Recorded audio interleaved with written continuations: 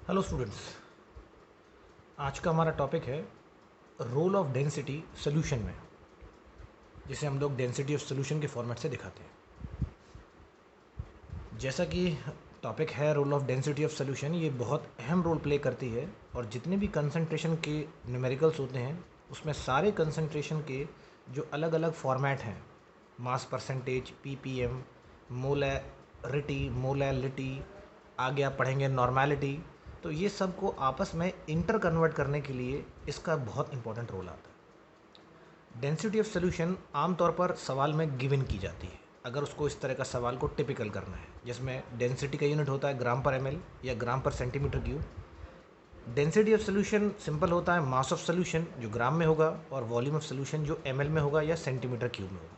तो density of solution mass of solution upon volume of solution. इस दौरान वो डेंसिटी ऑफ सोल्यूशन देकर मोलैरिटी को मोलैलिटी में कन्वर्ट कराता है, मोलैलिटी को मोलैरिटी में कन्वर्ट कराएगा। मतलब ये हुआ कि जब वो न्यूमेरिकल बनाएगा तो वो सवाल में मोलैरिटी को मेंशन करेगा और मोलैलिटी निकलवाएगा।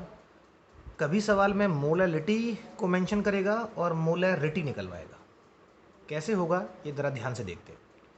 इस दौरान हम समझते हैं कि ऐसे में मान लिया जाए हमें सवाल में मोलैलिटी को मेंशन कर दिया गया है और मोलैरिटी निकालनी है।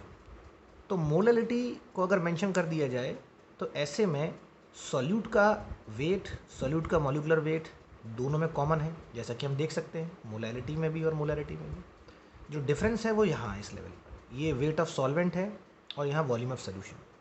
अब क्योंकि उसने मोलैलिटी गिवन कर दी है तो ऐसे में WB और MB की वैल्यू रख कर हम लोग यहाँ से सॉल्वेंट का मास कैलकुलेट करेंगे। सॉल्वेंट के मास में सॉल्यूट का मास ऐड करेंगे, सॉल्यूशन का मास आ जाएगा।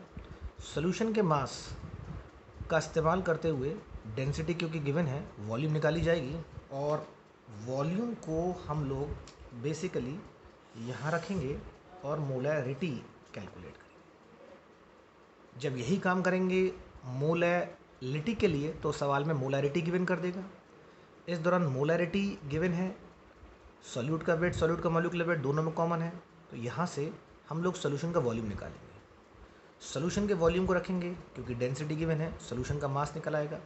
सॉल्यूशन के मास में से सॉल्यूट का मास माइनस कर दिया तो हमारे पास सॉल्वेंट का मास निकल आया। सॉल्वेंट का मास यहाँ रखेंगे और मोलैलिटी कैलकुलेट करेंगे। इस तरह के न्यूमेरिकल में हमारी आम तौर पर ये अप्रोच होती है। Thanks for watching, do like and subscribe. Thanks.